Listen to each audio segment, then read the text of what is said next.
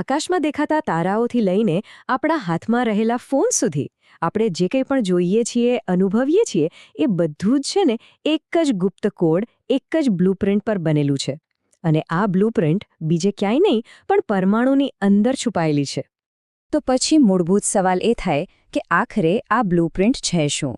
ચાલો આજે એક વૈજ્ઞાનિક જાસૂસની જેમ પરમાણુના ઊંડાણમાં ઉતરીએ અને બ્રહ્માંડના સૌથી મોટા રહસ્યોમાંથી એક પરથી પડદો ઉઠાવીએ. આ સમજૂતીમાં આપણે એ જ જોવાના છીએ કે કેવી રીતે માત્ર 3 અતિ સૂક્ષ્મ કણ ભેગા મળીને આપણી આસપાસની દરેક વસ્તુનું, આખા બ્રહ્માંડનું નિર્માણ કરે છે.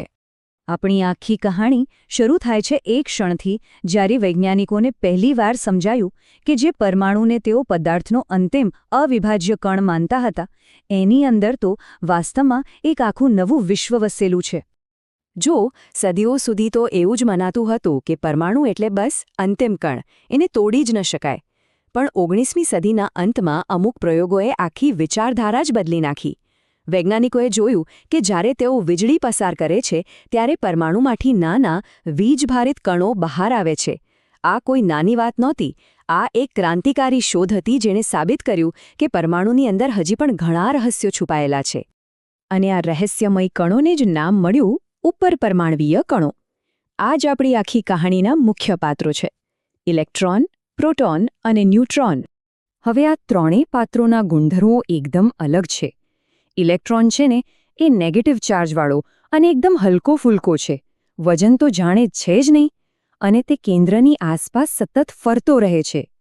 બીજી બાજુ પ્રોટોન અને ન્યુટ્રોન ખૂબ જ વજનદાર છે અને પરમાણુના કેન્દ્રમાં એટલે કે ન્યુક્લિયસમાં એકસાથે ચોંટીને બેઠા હોય છે. પ્રોટોન પોઝિટિવ છે, જ્યારે ન્યુટ્રોન પર કોઈ ચાર્જ નથી, એ તટસ્થ છે. ઓકે, તો હવે વૈજ્ઞાનિકો પાસે ત્રણેય ખેલાડીઓ તો હતા, પણ સૌથી મોટો સવાલ એ હતો કે પરમાણુની અંદર આ બધા ગોઠવાયા છે કેવી રીતે? અને આનો જવાબ શોધવાની સફર છે ને એ ભૂલો અને સુધારાઓથી ભરેલી હતી. સૌથી પહેલો આઈડિયા જે થોમ્સનને આપ્યો. એમણે કહ્યું કે ચાલો કલ્પના કરીએ કે પરમાણુ એક તરબૂચ જેવો છે. એનો લાલ ભાગ પોઝિટિવ ચાર્જ છે અને કાળા બીજની જેમ નેગેટિવ ચાર્જવાળા ઇલેક્ટ્રોન એમાં ખૂપેલા છે. આ મોડેલ પ્લમ પુડિંગ મોડેલ તરીકે ફેમસ થયું.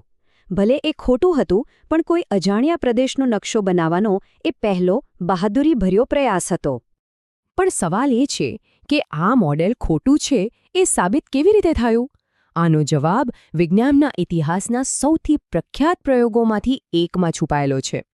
અર્નેસ્ટ રથરફોર્ડે સોનાના એકદમ પાતળા વરખ પર આલ્ફા કણોનો મારો ચલાવ્યો. હવે જો થોમ્સનનું તરબૂચવાળું મોડેલ સાચું હોત તો બધા કણો સીધા પસાર થઈ જવા જોઈએ. પણ જે પરિણામ મળ્યું એણે બધાને ચોંકાવી દીધા. મોટાભાગના કણો તો સીધા જ ગયા, કેટલાક થોડા વાંકા વળ્યા, પણ હજારોમાંથી એક કણ તો જાણે દિવાળ સાથે અથડાઈને સીધો પાછો આવ્યો. આ ચોંકાવનારા પરિણામનો એક જ મતલબ નીકળતો હતો: પરમાણુનો લગભગ બધો જ પોઝિટિવ ચાર્જ અને વજન એના કેન્દ્રમાં એક નાનકડા ટપકામાં કેન્દ્રિત થયેલું છે. આને ન્યુક્લિયસ નામ અપાયું. અને એની આસપાસનો મોટો વિસ્તાર તો લગભગ ખાલી જ છે, જ્યાં ઇલેક્ટ્રોન ગ્રહોની જેમ ફરતા રહે છે. મતલબ કે પરમાણુ અંદરથી નક્કર નથી, પણ મોટાભાગે તો ખાલી છે. રથરફોર્ડનું મોડેલ એક બહુ મોટી છલાંગ હતી, પણ એમાં એક જીવલેણ ખામી હતી. એક એવી સમસ્યા જે ભૌતિકશાસ્ત્રના નિયમો મુજબ પદાર્થના અસ્તિત્વ પર જ સવાલ ઉઠાવતી હતી. તકલીફ એ હતી કે ભૌતિકશાસ્ત્રનો એક નિયમ કહે છે કે ગોળ ફરતો કોઈપણ ચાર્જવાળો કણ સતત ઊર્જા ગુમાવે. તો આ હિસાબે ઇલેક્ટ્રોન પણ ઊર્જા ગુમાવતો જાય અને સર્પાકાર ગતિ કરતો છેવટે ધડામ સીધો કેન્દ્રમાં જઈને સમાઈ જાય. જો આવું ખરેખર થતું હોત તો આ બ્રહ્માંડની કોઈપણ વસ્તુ ક્ષણભરમાં સંકોચાઈને નાશ પામી હોત. અને આ મોટી ગૂંચવણનો ઉકેલ નીલ્સ બોહર નામના એક યુવાન વૈજ્ઞાનિકે આપ્યો. એમણે એક ક્રાંતિકારી વિચાર રજૂ કર્યો: ઇલેક્ટ્રોન ગમે ત્યાં ભટકી નથી શકતો. એ માત્ર અમુક નિશ્ચિત ઊર્જાવાળી કક્ષાઓમાં જ ફરી શકે છે, અને જ્યાં સુધી તે પોતાની કક્ષામાં ફરે છે ત્યાં સુધી તે કોઈ ઊર્જા ગુમાવતો નથી. બસ આ એક જ આઈડિયાએ પરમાણુને સ્થિર બનાવી દીધો અને બ્રહ્માંડના અસ્તિત્વને બચાવી લીધું. તો હવે આપણી પાસે પરમાણુના બંધારણનો પાયો છે, પણ આ નાનકડી રચના આખી દુનિયાના રસાયણશાસ્ત્રના નિયમો કેવી રીતે નક્કી કરે છે? ચાલો હવે એ જોઈએ. જુઓ, ઇલેક્ટ્રોન આ કક્ષાઓમાં એક ચોક્કસ નિયમ પ્રમાણે ગોઠવાય છે.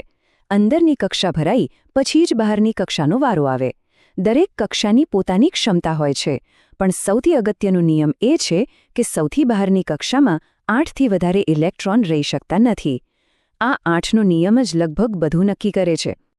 હવે જે પરમાણુઓની સૌથી બહારની કક્ષામાં 8 ઇલેક્ટ્રોન પૂરેપૂરા ભરેલા હોય છે, જેમ કે નિયોન કે આર્ગોન, એ એકદમ સ્થિર અને સંતુષ્ટ હોય છે.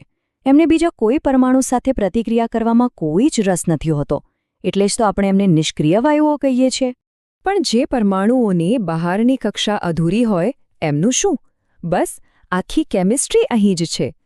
એ સ્થિરતા મેળવવા માટે બીજા પરમાણુઓ સાથે ઇલેક્ટ્રોનની લેવડ-દેવડ કે પછી ભાગીદારી કરે છે. જેમ કે અહીં સોડિયમ પોતાનો એક વધારાનો ઇલેક્ટ્રોન ક્લોરીનને આપી દે છે, જેને એકની જરૂર હોય છે. આમ કરવાથી બંનેની બહારની કક્ષામાં 8 ઇલેક્ટ્રોન થઈ જાય છે અને બંને સ્થિર બની જાય છે. ઇલેક્ટ્રોનની આ લેવડ-દેવડ જ રાસાયણિક બંધન છે. સારું, તો આપણે પરમાણુના નિયમો જોયા જે આખું રસાયણશાસ્ત્ર ચલાવે છે. હવે થોડું ઝૂમ આઉટ કરીએ અને જોઈએ કે આ એક જ બ્લ્યુપ્રિન્ટમાંથી બ્રહ્માંડની આટલી બધી વિવિધતા કેવી રીતે સર્જાય છે. જો કોઈ પણ તત્વની ઓળખ એનો આધાર કાર્ડ નંબર સમજી લો. એ છે એના પ્રોટોનની સંખ્યા. 6 પ્રોટોન એટલે હંમેશા કાર્બન જ હોય. પણ ન્યુટ્રોનની સંખ્યા થોડી ઓછી વધતી થઈ શકે છે. એક જ તત્વના આવા અલગ અલગ ન્યુટ્રોન સંખ્યાવાળા સ્વરૂપોને સમસ્થાનિકો એટલે કે આઇસોટોપ્સ કહેવાય છે. જેમ કે તમે હાઇડ્રોજનના આ 3 પ્રકાર જોઈ શકો છો. તો આખી વાતનો સાર શું છે? ફક્ત 3 કણ, પ્રોટોન, ન્યુટ્રોન અને ઇલેક્ટ્રોન. બસ આ 3 જ આખી રમત રમે છે. એ ભેગા મળીને પરમાણુ બનાવે છે. અબજો પરમાણુઓ જોડાઈને પદાર્થ બનાવે છે. અને એ જ પદાર્થમાંથી ગ્રહો, તારાઓ અને આખું બ્રહ્માંડ બન્યું છે. કેટલી અદ્ભુત અને છતાં કેટલી સરળ બ્લ્યુપ્રિન્ટ છે ને! અને યાદ રાખજો, પરમાણુના બંધારણની આ મૂળભૂત સમજ જ આજની દરેક ટેકનોલોજીનો પાયો છે. ન્યુક્લિયર એનર્જીથી લઈને કમ્પ્યુટર ચિપ્સ સુધી બધું જ આ જ જ્ઞાન પર આધાર રાખે છે. અને અંતે એક વિચારવા જેવો સવાલ: જો માત્ર 3 કણ અને ગણતરીના અમુક નિયમોથી આટલું વિશાળ અને જટિલ બ્રહ્માંડ બની શકે, તો કલ્પના કરો કે પ્રકૃતિમાં હજી એવી કેટલી અજાણી બ્લ્યુપ્રિન્ટ્સ છુપાયેલી હશે, જેની શોધ ભવિષ્યમાં કેવા અકલ્પનીય સર્જનને જન્મ આપી શકે છે.